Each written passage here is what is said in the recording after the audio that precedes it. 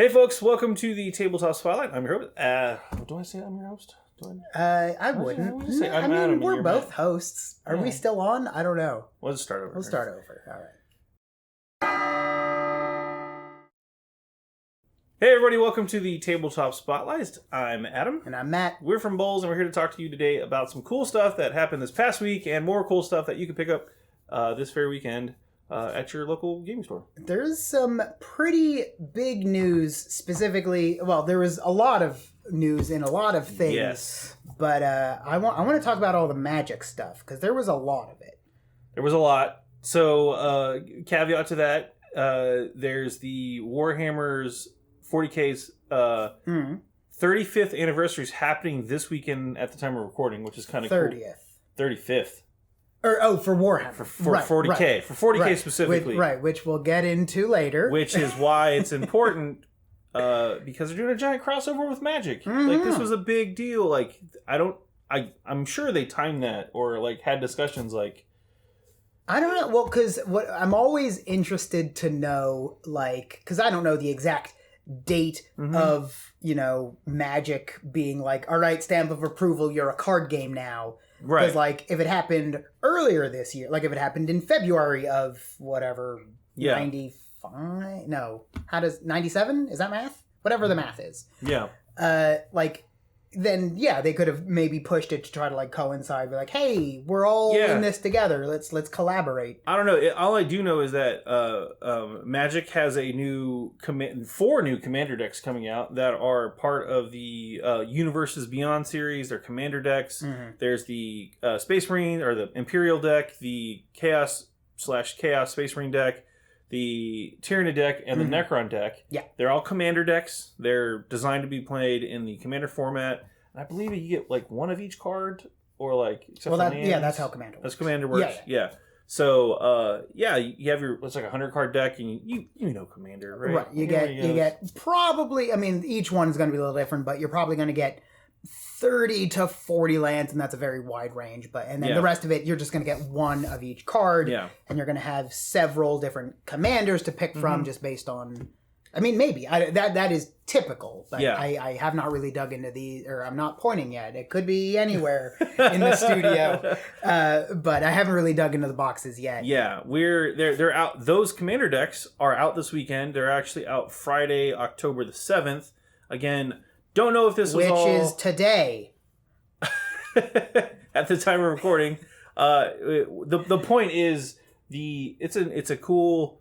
I don't know if this was coincidence or planned, but it's neat that Wizards and Games Workshop were able to come together to get this product out, and then also Games Workshop celebrating the 35th anniversary of 40K the same weekend that this product comes out. So, like, there's a bunch of events happening all over the place in all your favorite local gaming stores for Magic content. So. Because this isn't it's not the only set that's out. Yeah, there's the one that I really want to talk about is specific about the Magic 30th anniversary. Yeah. They have announced that in November they will be selling 30th anniversary booster boxes. Yeah. But the booster box will only have 4 packs in it of 15 cards each. And each of those packs potentially, because it's all from limited edition beta, I think. Primarily, not every card, but most of them, and potentially even some of the Power 9. So your Black Lotuses, your Moxes, those sorts of things. Yeah. I don't know if presumably Time Walk is in there. I don't know though. We haven't gotten a full card list to my knowledge. The point is that's the crazy news, right? That's the cool fun part of it. Yeah, that's the cool crazy fun thing. These packs. So 40K stuff aside, Magic is releasing the $1,000 booster box. That's the big. That's the crazy catch. stuff, right? It is $1,000 for 4 packs. Yeah, and the kicker, they are not tournament legal in any format.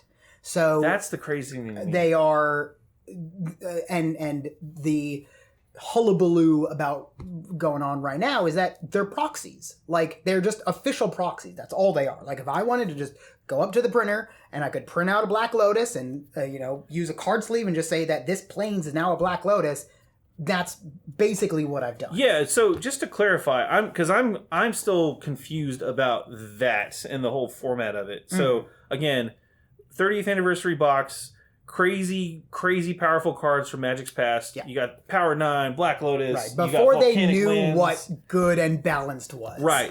These are like the old school, like the cards you've always heard about.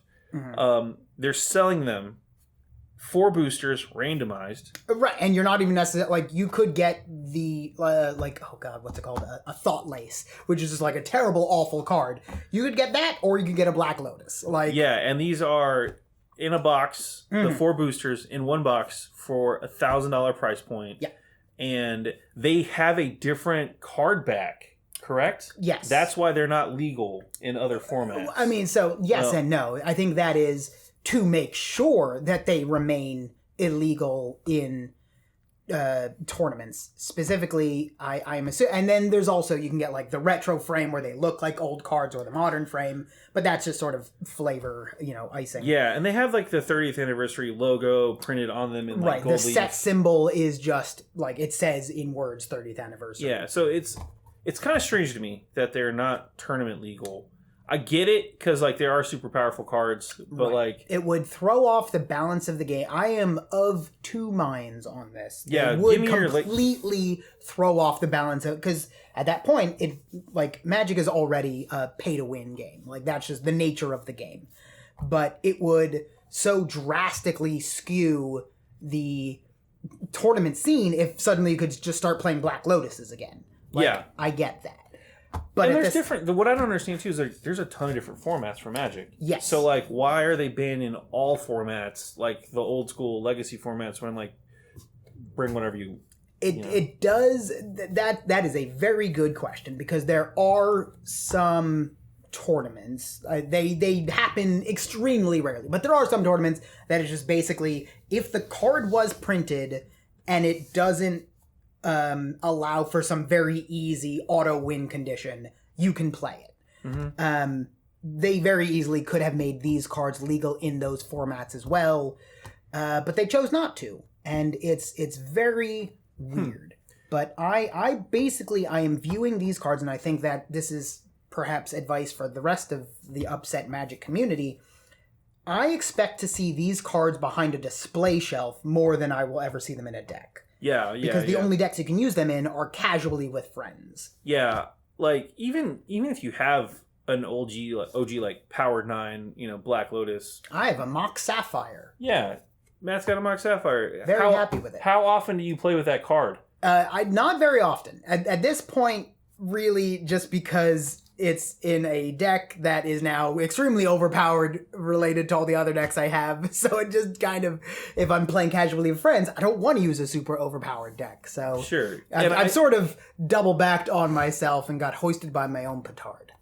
My whole point is that it's interesting that they are reprinting these cards again in boosters. And like Matt said, these are essentially official proxies that really will end up in display cases as like, maybe framed. I don't know if you get it signed, but they're collector's pieces more so than just Magic cards. They're the biggest question I see people keep asking is like, who is this for? And the answer is just like Magic mega fan whales that are just willing to throw money at the hobby. And you know what? More power to them. If you have the finances and drive to do that, I say go for it.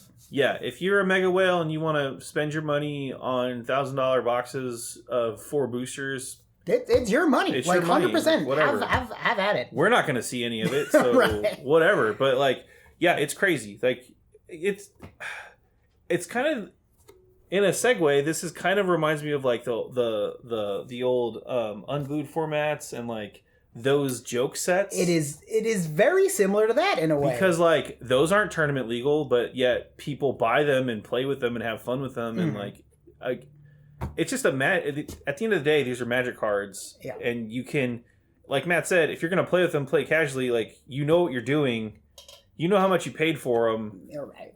I don't know, I'm not buying them. The two things, so I want to wrap this up, but I'm gonna bring up two things real quick. One thought I saw, maybe it was on the Magic subreddit, I don't remember, but one guy had a really interesting idea. What they should have done instead, if this is like meant to like boost sales, rather than hide these cards, or rather than put these cards into like just $1,000 box, make a special set of boosters that have like these are normal boosters, but 1% of the time they replace because you always get an ad card that is buy more magic. Replace that Drink more with Ovaltine. one of these like fancy cards. Guarantee those booster boxes fly off the shelf. Yeah, that's a brilliant idea. Yeah. On the flip side, you buy one booster box of 4 decks for $1,000. That's like... But you might not even get anything good. Yeah, but I know... there are a lot of limited cards that are just garbage. I don't disagree, but I'm just thinking about the pure math of it all. Like, a box of 36 boosters, depending on the retail store, it can either be like anywhere from like $80, $90 to like $140. Just 36 boosters. So you're spending, let's just run $150 for a box of boosters. And again, I'm pulling numbers out of my butt here. Yeah, that's about right. So $150 for a box of boosters for 36 packs versus $1,000 for 4 packs from the printer. So you think about it from the business's standpoint, we are literally printing money with these $1,000 boxes of 4 packs versus even less money we're printing, but we're still printing money for the 36 packs. So just from a pure supply demand standpoint, like the supply is way smaller. The resources to print these packs is way smaller, and the profit margins are way huger. Yeah. So again, I get it from a business standpoint. If you're a collector and you want to spend your money how you want to spend your money, have fun. And that's with that. One more thing. Oh, one more thing. I'll make it quick. I promise. With Matt, one more thing. All right. While we're ripping on Wizards, so one of the things that I also saw people talking about that I think is a really good point is that Magic is starting to like really crank out sets, especially crossover sets and things like that. And someone made the comparison to comic books doing the same thing several years ago. And it just like people got tired and overwhelmed and bored and just like stopped buying all of these weird things. It was just like, and it feels Magic might be sort of headed in that same direction. And I hope not, because I do love Magic. And it would be very weird to see this sort of bubble burst, but it does seem like it is starting to inflate. Yeah, we'll see what they do with it. All right, I'm done. Go spend your money how you want. And speaking of spending your money, go check out these products that you can spend your money on this very weekend. Nice. And we're back, and again, we want to give a big shout out to our friends at Dragon's Lair Comics and Fantasy for hooking us up with the products that you can pick up at the store this very weekend. And again, if you're not in Austin, go support your local scene and pick up these products from your favorite local gaming store. We got Magic. We got Magic. Yeah. This is again, we mentioned this earlier. The Commander decks are out for Magic from Universe versus Beyond. These are the 4 different Commander decks. Right, here, so, yeah, the Imperium, Chaos, Necrons, and Tyranids. And yeah, these are really cool 100 card decks. There's 42 new cards. There's foil Let's Display Commander. There's 10 double-sided token cards. We get a deck box, a life wheel, strategy insert, and a reference card. So yeah, if you've never played Commander, well, that's who hasn't played Commander. If you've never played, it is. I would very strongly argue it is the best way to play Magic. I think it is just the most fun, the most tactical, it employs the most strategies, and has the most viable deck builds. I was going to say, maybe you haven't played Magic in a long time, but you still kind of remember how to play. Go pick a Commander deck up, go to a Friday Night Magic event, play Commander.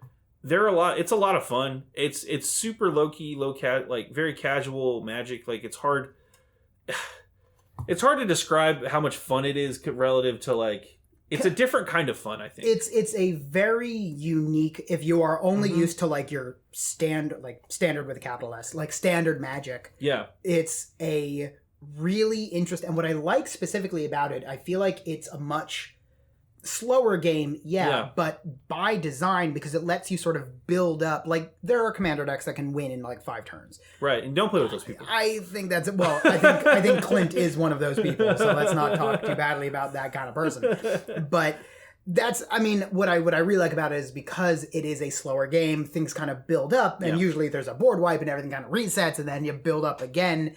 And if you like games like Civilization, it gives me the same kind of vibes. I was going to say, too, it's a lot of fun, relatively speaking, in big multiplayer games, too. I've seen a lot of... 2-player Commander would be... it's not the same. it's not the same, but like 4 or 5 player Commander is really where it's at when you can get silly, and there's more of a politics in the game where you're actually having to like work with people. Right. Be like, if you attack them, I won't attack you. Yeah, or I have this like tap to destroy target creature. If you try to attack me, I'll just kill your creature. Yeah. But if you attack them, I'll use this to give you a boost. Da-da-da-da-da. Yeah. Oh, I want to play Commander now. Yeah, it's very different. Just real quick recap of these 4 different decks. They are very different. They are themed around the armies they are based off of. Mm-hmm. They're really cool. We got to see a bunch of the preview cards already. I really am excited about the Tyrannid one, just with it has the crazy swarm mechanics. Some of the Tyrannid cards and some of the Necron cards. I haven't really seen too many Imperium or Chaos cards that have I know Abaddon's blown me away. Abaddon is very good. Yeah. Is Abaddon the one that gets... Or no, Be'lakor. Be'lakor is like... like if you're one of those like red attack swarm decks, like absolutely Be'lakor is fantastic, which tracks. Yeah, I'm super excited about just the opportunity to goof around with the Commander decks with some friends and just have a good time with them. And it seems like each of these has 42 brand new cards, and then presumably you're going to have your standards, well, land, I guess, because part of it, but or maybe it is just 42 brand new cards in land. That's possible. I don't know. No, it's a 100-card deck, so... Well, I mean, it's not impossible that you would have 58 land. Yeah, I don't actually know what else is in here, and I don't know if they doubled up on any cards either. But I'm going to get one, and I'm going to find out. Between each of the boxes. Yeah. Again, very, very excited about this set. Again, it coincides with the 35th anniversary of 40K this weekend, which is really cool. But that's not the only set out this weekend. Oh, yeah. There's also, Matt, would you like to explain this fun? We have Unfinity, which is the 4th, I think, unset. Mm-hmm. And basically all of the unsets are joke, comedic, parody, satire, whatever word you want to use. And they are designed to be comedic and weird and goofy and bring in new mechanics that just break the game and make no sense. One of my personal favorite new cards is called Form of the Dawn of the Seventh Heaven or whatever. It's something like that, where the name of the card is something about Dawn of the Seventh Heaven, something like that, where you take the card and you put it into 7th from the bottom of from the top of the deck, and then as soon as you draw it, I think you win? Do you just win? Maybe, I don't remember. But it's a good card. But with this one, you become the form of that card, which they have several of, and you have to do the same thing, but with yourself as the card. So you take the top 7 cards of your deck, and you put them on your head, and you have to balance with those cards on your head, and if they fall off, you have to start over. Welcome to the Infinity set. It's those sorts of things. Yeah. They've had a lot of dice rolling, a lot of coin flipping. Tearing up of cards and confettiing them on. Yeah, Chaos Confetti is a real card. They've done some of the older... I haven't looked at uncards in a while, but they used to have things like Jeans Walk. Yeah, where if the opposing player is wearing jeans. Right, instead of like Planeswalk or Island Walk, if your opponent's wearing jeans, you can... the creature becomes unblockable, and there's an official Magic ruling that taking off your pants is a non-action. It just happens automatically, which is now official in the Magic rule set. So that's very fun. Yeah. It's just, so there you go. I could clearly ramble about this for a while. We've got the booster packs as an example here. This is the box. This is the draft box, right? This is a draft booster. So if you want to get some friends together and pick up a box of draft boosters and do a draft set, you can do that. Or if you just want to buy some draft boosters, there's also the collector booster. Those are the ones that were like lots of foil options in there, really high odds, better odds of stuff. They don't give the specific odds other than better odds for galaxy foils, traditional foils, showcase cards, and a ridiculous rare or mythic from previous unsets. So, neat. That could be fun. You might get that Chaos Confetti that I was joking about. You could, I guess.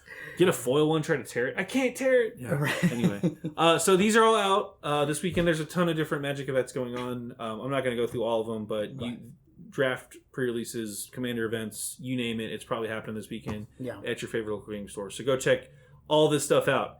And now, Matt, what else you got over there? Well, here, let's first clear. Let's get all... Clear the magic.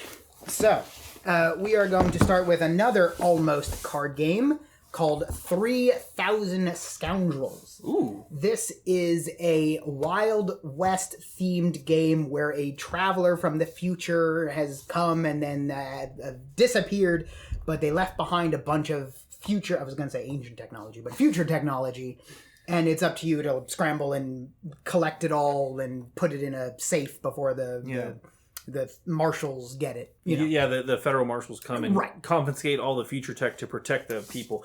I want to say real quick, too, I was looking at this game earlier when Matt and I were kind of looking up the game, and the box is really cool. First off, it's got this weird cowboy head, which is a collage of like different faces. Movie poster. Yeah, but when you look closer, it's got like a circuit board thing.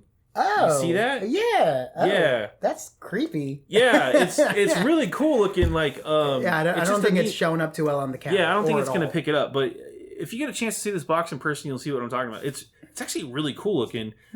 I really like the theme of this. First off, Western theme, which is kind of interesting because, like, you know, I like a good dead Western type of a game. This is very Tombstone in terms of its like timeline placement. Yeah. But basically, the short version of the overview of the game is that you start with a hand of poker cards because it's the Wild West. Of course you do. Yeah. And on each turn, you're going to pick one of your cards and you're going to place it on your player board, and they'll have specific slots for ace, 2, 3, 4, 5, 6. I think just up to 5. Right, up to 5, whatever it goes up to. And you're placing that card face down, and that's sort of like a plan for the rest of your turn, because that card gets to determine which abilities you get to activate with your scoundrels and so on. But there's a bluffing element because you can place any card in any slot. Right. But then the card stays there, and then next turn you're going to have to place another one of your cards in a different slot. So it's a very strategic, like long-term thinking kind of game. But it's got a really cool theme, and I like the idea of sort of adding the bluffing mechanic without making it like important. Like there's a way to like catch someone in a bluff and then things happen, but there's also the whole posse system too. There's not scoundrel. There's the henchmen. The henchmen, yeah. Right. There's henchmen you can get.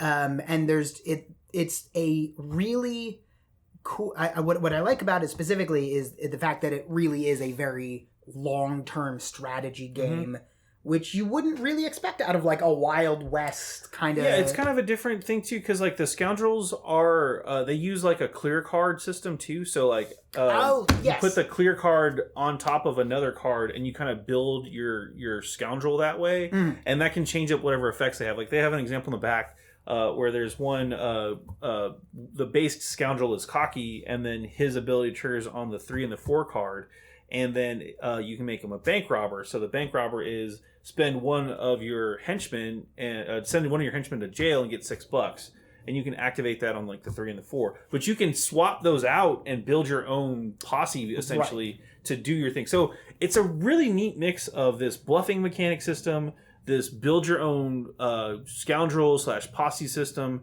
and almost like a worker placement thing going on. Like there's a lot of really cool stuff going on here. Plus the Western theme mixed in with some future tech, which is just kind of wild. Yeah. So it's a really unique game in a lot of ways, and it's trying something new, which doesn't always happen. Yeah, I kind of want this to be an RPG, to be perfectly honest. So, but yeah, that is 3,000 Scoundrels. Go check that one out. Real quick, too, it is designed for ages 12 and up. 2 to 4 players. Games take about an hour and a half. Probably a little quicker once you get the hang of it, but it's pretty neat. No price tag. Yeah, don't have a price on it right now. Worth it. Whatever it costs, it's worth it. All right, next up we have a classic redone. Star Wars Clone Wars, but the pandemic system. So, real quick, too, DL has a little promo pack for promo miniatures with this, which is kind of neat. So, these are the droids. Obviously, this is set in the Clone Wars era. It is a pandemic system. So, if you're familiar with that, you got the viruses on the board. They're going to spread, yada, yada, yada.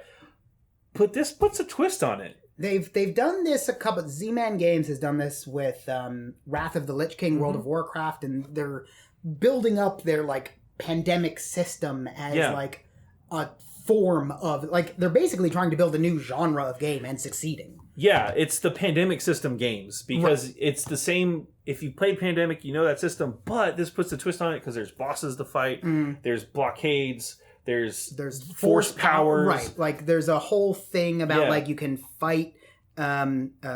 Oh my god, the Darth Maul. Yeah. And like he has a card and there's like boss and there's combat and there's dice rolling. Right. There's all this new stuff like layered on top of the like, all right, move from here to here and then these cubes spread out. Like match our cards to defeat the cubes. Right. Like that's the base foundation. But then there's just like tons of stuff on top of it, basically in the same way that Dominion did with deck building games.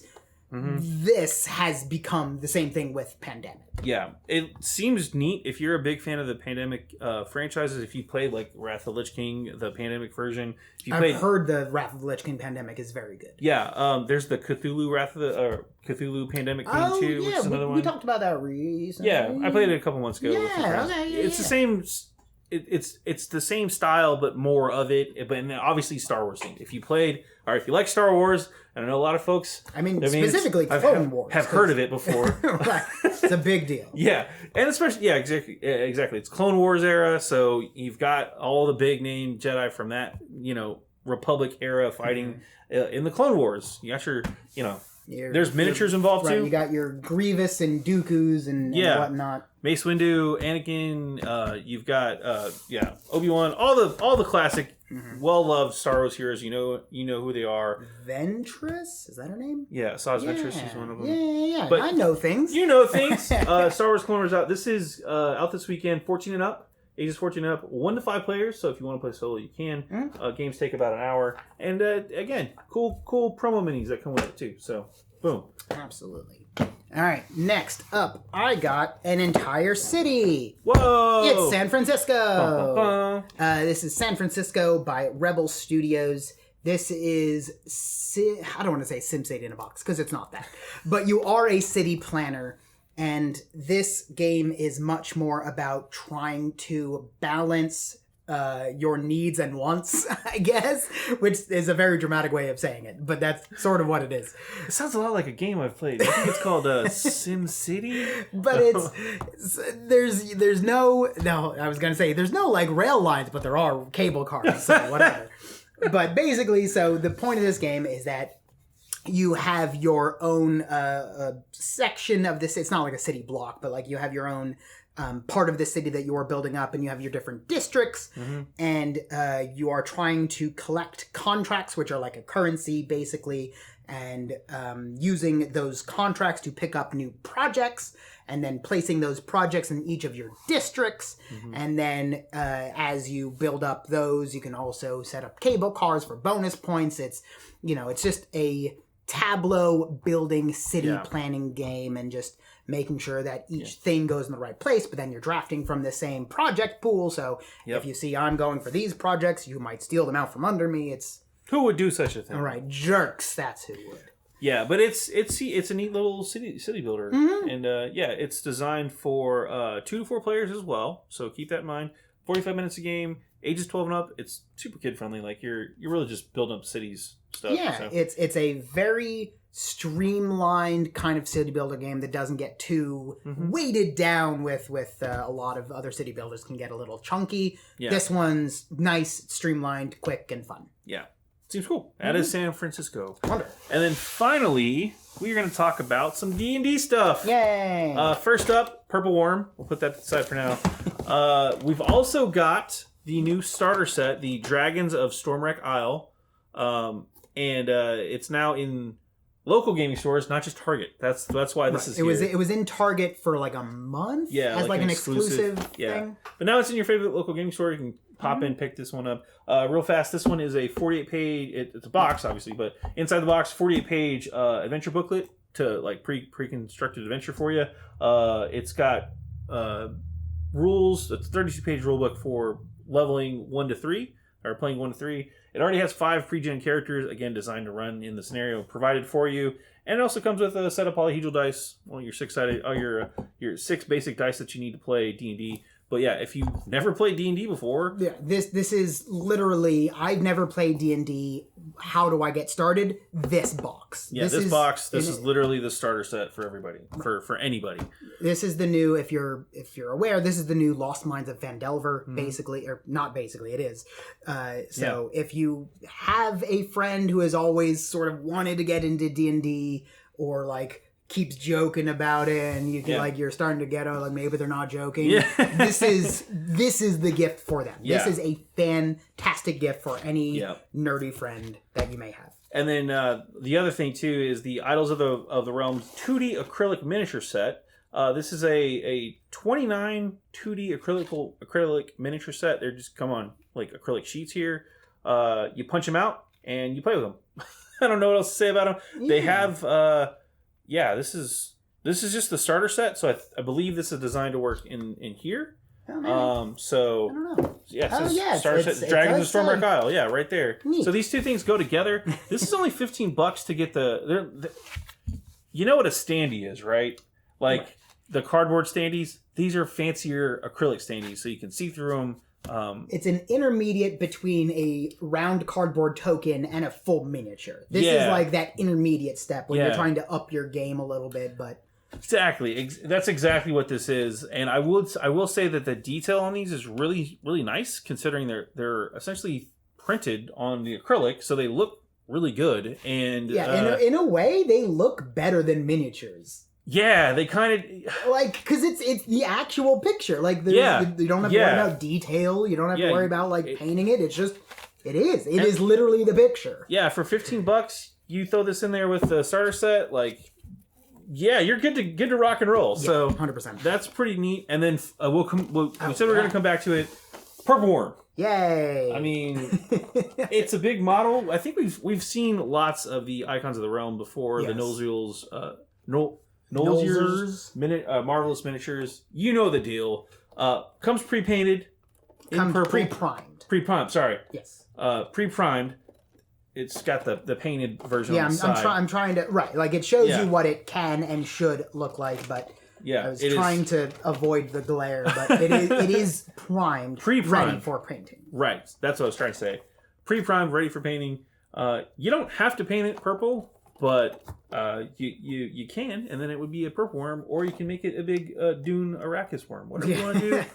It's a big gargantuan miniature. Yes, it is. It is big and heavy. And purple worm, I don't know why. Purple worm's just a fun monster. Yeah, they always seem to pop up. Like your DM's like, I don't know what to throw at you, but I want a classic monster. Here's a worm. Yeah, they're iconic just below dragons and mind flayers. Right. They're like a good B tier level of iconic. Yeah, they're nice to have around. And this is a cool miniature. Price wise, this one's $39.99. The starter set's $19.99, and then the acrylic 2D minis are $14.99. So I feel like that's a really good spread. Absolute steal. Like this is such a good product. Yeah. I love this starter box. Absolutely. And I would say too that if you are not at all familiar with Stormwreck Isle, you may recognize but you did watch like the 80s cartoon. Yeah. There may be some tip of the hat to yous is all I'm gonna say about that. We're not gonna get into it, but that's everything today. Yeah, that's it. Let's go ahead and keep pulling stuff back out here. Set up our wall of stuff. It's a good weekend. Lots of Magic, lots of D&D, fun board games. Unglued. Yeah. Unfinity. Thank you. Unhinged, unglued. Right. I was blanking. There's so many unsets now. They're fun. Magic's a good game. They're not unfun sets. See what I did there? But yeah, go check this stuff out. Again, one more big shout out to our friends at Dragon's Lair Comics and Fantasy. Thanks for hooking us up with this stuff to show off. Couldn't do the show without them. But I'm going to go pick up one of these Magic sets. Yeah. We're going to play some here? No, I'm absolutely down. Yeah. All right, cool. Well, I'm Adam. I'm Matt. We're from Bowls, and thanks for watching on the Tabletop Spotlight. Catch you next time. Bye.